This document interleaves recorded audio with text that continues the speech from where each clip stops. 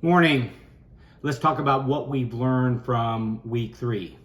Well, one thing we learned was that there's been some separation between the teams in AAA. We have some teams that are looking like they're going to be at the absolute top: the Bridgeports, the Fairmont Seniors, the Princetons, and we have seen some teams that maybe have separated themselves on the bottom half. But more about those in a minute. What we've also learned was we learned that this was a redemption week for Winfield. They bounced back really nicely against South Charleston, and from a computer math standpoint, it was a 13-point victory, 12 points for the base points by beating a AAA school in South Charleston, and then of course the one extra point, the bonus point for given from South Charleston's victory over Ripley. So let's go kind of just rip through the opponents that of Winfield, so we can kind of see how the computer math helped or maybe hurt them this week. I just not to bury the lead, I think they had a really good week computer points wise. Ripley beat Lincoln County. That game's kind of a wash because that's a common opponent game. And in the when it comes down to it, and when Winfield plays Ripley, I think that'll be a on the plus side for Winfield in terms of computer points. Hoover beat Nitro. That's a 1.2 point advantage for Winfield. We're going to go over that one a little bit more here in a few minutes, and kind of talk just a tad bit about the computer points and why the Hoover victory is more significant. Mcgoffin County, who is this week's big homecoming opponent, they won this week. They had a home game against Perry Central, I think. I may be getting that wrong, but it was obviously another Kentucky team. Big win there for Winfield because that just gives them another opportunity for bonus points. Princeton beat Oak Hill. Like I said, Princeton is starting to separate themselves along with Bridgeport and Fairmont Senior, as well as maybe a few others, because there are a few other undefeateds in AAA right now. But again, we'll talk about that here in a minute too. Shady Spring took it on the chin to Nicholas County, so that didn't help. Riverside beat St. Albans. That does help. That helps. And then Point Pleasant was off. So all right. So let's again, like I said, we're going to talk about some of these other things I just alluded to. The Hoover Nitro game, some of the other teams in the state kind of separating themselves here in one moment. Okay, so let's look at where we stand as far as the computer rankings go after 3 weeks in the season. No surprise, Bridgeport, Fairmont Senior, Princeton are lead the way at 1, 2, 3. North Marion is right there, also undefeated at number 4. I'm not surprised by any of that, because that's where I expect, at least the top 3 teams, Bridgeport, Fairmont Senior, Princeton, will probably end up. Just a real quick recap of what we're looking at here. The rating, as you see on in the first column, is just is an average. It's the games played as the divisor of the points totals that they have. Like you see, if you look at Bridgeport's real quick, the last 2 columns are their points, and then bonus points. The points are those is a cumulative of points, but for them it's all about the base points that they've earned so far in their 3 wins, and the bonus points are those extra points that they've gotten from their defeated opponents, because when you defeat an opponent, when they win a game, you get an extra point for that. Let's go down real quick to look at number 5, Greenbrier East, because Greenbrier East, you see that it's a 5.4, and that they what they do is they combine in the bonus point column. They combine with what they call bonus points, which are those points earned again when you defeat an opponent and they win a game, along with the strength of schedule points. And the strength of schedule points are of course, when you lose, you get 10% of the base points of the team that beat you. So basically, that's why it's 5.4. Okay, so all right, so that's where the standings are, and so let's kind of keep this up real quick. I'm just kind of scrolling up to get to the bottom so you can see all of them. And this is obviously coming from the Metro News, and this is straight from the SSAC's newly released rankings for this week.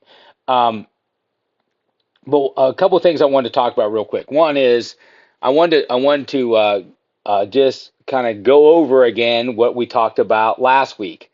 We had Team A and Team B. Both of them, of course, are AAA schools in West Virginia in this division. So they're both on this list as we're looking at it. Team A schedule consists of two AAA teams, six AA teams, and two single A teams. Team B plays six 4A teams and then four AAA teams. The reason why I brought this up last week, and again I'm bringing it up again this week, is because that's something I think you just keep an eye on, simply because of how you accumulate points. The bonus point thing is simply a win from all defeated opponents, regardless of class.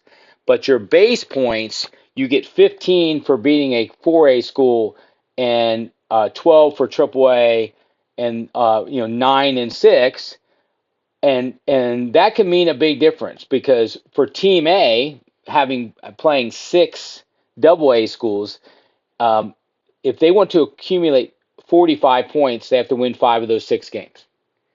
But for Team B, they have six 4A schools. They can accomplish the same task of getting 45 points by winning just 3 of those games. So basically, here's the thing. It's something I want to watch out for as we go along. And I'm going to give you a small little clue this week of who each of these teams are. It's a very small clue, so you're going to have to do a little digging to find it. But before I give you that clue, like I said, one of the things I want to look out for is that how these teams end up. I think they'll both make the playoffs based on their schedules. But I think Team B will actually finish ahead of Team A, but its record won't be as good, by more than a game. So Team A, I think, will be 2 games better in record, but will finish behind Team B because of the way the points go. All right, now here's your little clue. Team A, of all their opponents, both past and future, has a total of 16 wins to date. Team B's opponents, past and future, has 14 wins to date. All right.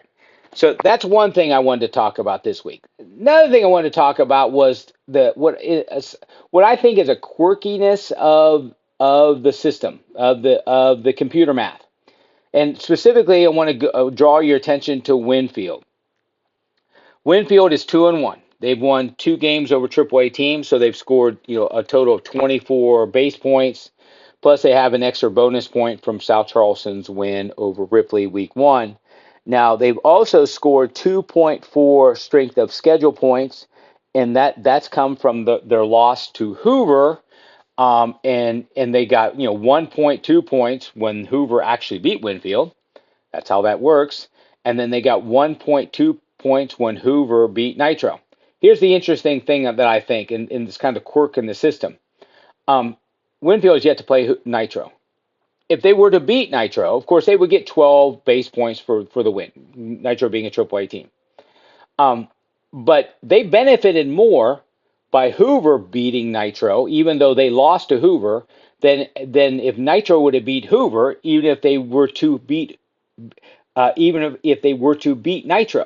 The reason being is because Nitro's win over Hoover, had it happened, would only been 1 extra point for Winfield, but because of the way the strength of schedule thing works, Hoover actually gives Winfield 1.2 points, so it's 0.2 of a point more when they beat Nitro.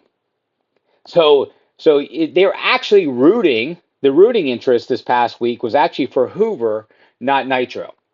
I don't know if it should be that way. I kind of question that. That's how things work.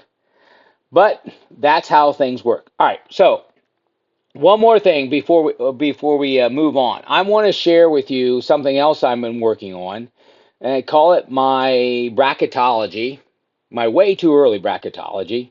But I want to share with you that, and then and then we'll start looking ahead to this week's games.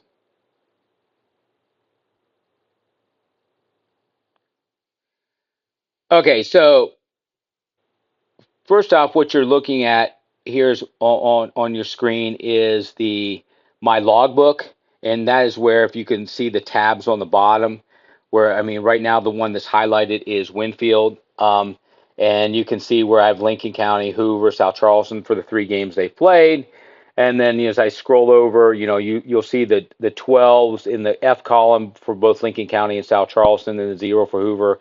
And obviously, all of you kind of figured out by now that means that that's where they have, that where they won those 2 games and lost the Hoover game. And then the G column, it shows a 0 for Lincoln County and a 1 and just blank for Hoover and a 1 for South Charleston, because that's again the accumulation of wins from those opponents. So that's where those bonus points come into play. And then scroll over again, you see the 2.4 as I talked about with the strength of schedule elements for those. All right, so I just kind of wanted to share that with you. And now I'm going to go ahead and scroll even more, go through each of the teams and get into my little bracketology. So what I've done is I have 3 tabs: the out of contention, the in trouble on the bubble, and then the contenders. So yes, after 3 weeks, I've decided that these teams are out. Um, until they prove me wrong, St. Albans, Grafton, Point Pleasant, Lewis County, Lincoln County, and Brooke are out. They are definitely on the outside looking in. All right, so now the in trouble on the bubble teams are also on the outs. But since I have them on the bubble, my rationale behind this is there's enough meat on the bone on their schedules. If they were to happen to get hot, they start to play better football, they have an opportunity to get themselves in the contenders tab. So these are Shady Spring, Nicholas County, RCB, East Fairmont, South Charleston. And now finally my contenders tab. As I scroll back so you can see it, yes, I have a group that's locked in. Bridgeport, Fairmont Senior, Princeton, and then I include Hoover in that because of Hoover's win over Nitro. And of course, all of this, as I'll stop here just for a second and say, it's all based on schedules, not just about what they've done to date, but also what they have going forward. It's projecting ahead, because obviously that's the only way to do this is to project. So then I have a likely in. Likely in is North Marion, who's undefeated. Nitro, Chapmanville, who's also undefeated. They had an off week, so they're 2-0. Spring Valley, Elkins, John Marshall, and then in the mix I have. I'm sorry, I have redundancy here. I shouldn't have typed Greenbrier in second, but I have Greenbrier East, Pikeview, Winfield, Hampshire. Skip that second, Greenbrier, Kaiser, Capital, and Ripley. So there's 17 schools for 16 spots in this case. And then there's going to be some movement. There's going to be some more teams that are going to be locked in, of course. And some of these that are likely in may move down to in the mix, and some of these that are in the mix might move up to likely in. And who knows? As I scroll back to the on the bubble, maybe some of these on the bubble teams will put themselves in contention. But if I had to guess right now, looking here, these are going to be your 16 teams in the playoffs. See, there's 4, 1, 2, 3, 4, 5, 6. That's 10. 1, 2, 3, 4, 5, 6, 7. Yes, and again, I typed Greenbrier inadvertently twice. Greenbrier, that second Greenbrier should be gone, so it should just be Greenbrier East. So 17 teams for 16 spots. Now, as far as like Winfield's concerned, my thought process right now is they're not going to be in the top 4, but I also don't think they're going to be in the bottom 4. That's just where I am right now in my thought process. And so if I had to pick in a playoff opponent for them, I think it's going to come in the group of North Marion, Nitro, Chapmanville, Spring Valley, Elkins, John Marshall, Greenbrier East, Pikeview, Hampshire, um, Kaiser, Capital, or Ripley. I know that's a lot of schools, but I promise you, I'll start to narrow it down as the weeks go on. Next week is their off week. Yeah, so lots of other teams will still be playing, and so there's still going to be things to be learned. Maybe I'll spend a little bit more time, like saying, all right, let's let's start to jump ahead even more and see how we think things are going to play out, and see where we think maybe kind of narrow it down a bit. To uh, to a certain number of schools as far as like who we think their likely first round playoff opponent could be, whether or not I think they have a chance to host a first round game. So, all right. So that's what we talked about this week. So let's go ahead and we'll put this to rest for for a week, and then we'll start to jump ahead and look ahead to this next week's games and see how the playoff math might be affected after this next weekend's games.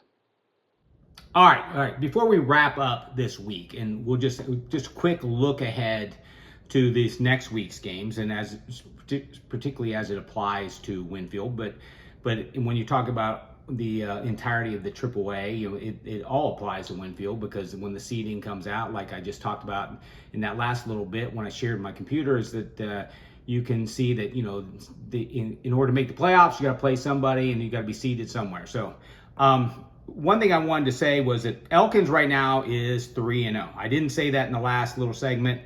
And they have a Buchanan Upshur this week. Buchanan Upshur is winless, but that is a potential for a 15-point base point win if Elkins gets it. So Elkins could be poised to start to put themselves in that category along with Bridgeport, Fairmont Senior, Princeton, as in they're absolutely in type of thing. But so I just wanted to kind of touch on that real quick, and then there are some other games this week that pit AAA opponents against other AAA opponents, particularly at the top. So in some ways that's kind of a interesting thing, because when you play the Bridgeports, you play the Fairmont Seniors, yeah, you may likely get a loss, but because of that strength of schedule component, you still gain from it. So when you have those type of teams on your schedule, just like we talked about with Winfield and Hoover, it's always better to win because of the base points, but losing to good teams isn't necessarily a bad thing. Of course, you got to win other games to get those points, otherwise you're going to be left out. But all right, so let's go through real quick Winfield's other opponents' games. Hoover's at Lincoln County. That is another root for Hoover situation, because again, it's unlikely, of course, that Lincoln County would upset a Hoover, but again, that would only be a 1-point advantage to Winfield, just like we talked about the Nitro situation, but it's a 1.2-point advantage for Winfield if Hoover wins. And again, take that for whatever it's worth. All right, South Charleston's at GW. We're obviously rooting for South Charleston there. Princeton is off this week. Point Pleasant at Ripley. And it's similar to last week, Ripley and Lincoln County. It's kind of a wash game because that's a common opponent for Winfield. Oak Hill is at Shady Spring. So, we're rooting for Shady Spring to give Winfield that opportunity to gain a bonus points when they play Shady. And Riverside is at Nitro. Again, it's basically a wash because it's a common opponent. All right, so that wraps it up for week 4. And I kind of neglected something, didn't I? I neglected to talk about the big homecoming week and homecoming game. So I don't want to bury that one. So Winfield is hosting Mcgoffin County, Kentucky. Mcgoffin County, Kentucky is 2-2. So this week would be an opportunity to pick up some bonus points. Now, Mcgoffin County is considered, in as far as West Virginia is concerned, a double A team. So that would be a 9-point base point opportunity. So this would be an 11-point opportunity as far as the games go. Mcgoffin County is obviously a smaller school because I just said that they are considered double A for West Virginia standards. They are in Class 2A of the 6A classes in Kentucky. I just tried to learn a little bit more about how the Kentucky system works and that kind of thing. And I won't bore you with the details, but there is an incentive for Mcgoffin County to be playing Winfield, because similar to what West Virginia does, there is an incentive to be playing, even if you lose, to good teams.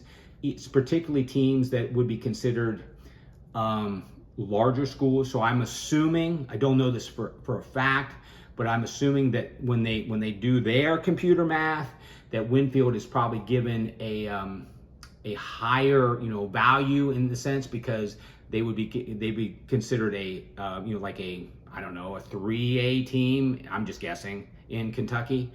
But like I said, there's 6 classes in Kentucky, and Mcgoffin County is 2A, and they are sitting at 2-2. So all right, so didn't mean to bury that one, yeah, because obviously that's the game. This is the big game because of the homecoming and all the festivities and everything, and hope everybody has an opportunity to go out there and enjoy it and do the tailgating and all that fun stuff. All right, so that's it for what will be week 4. And the following week will be Winfield's bye week. And so again, like I kind of said, we'll kind of get into a little more of the computer math, maybe start to break down some who's going to win, who's going to lose, maybe to give some potential for playoff pairings. So we will see you next week. Thanks.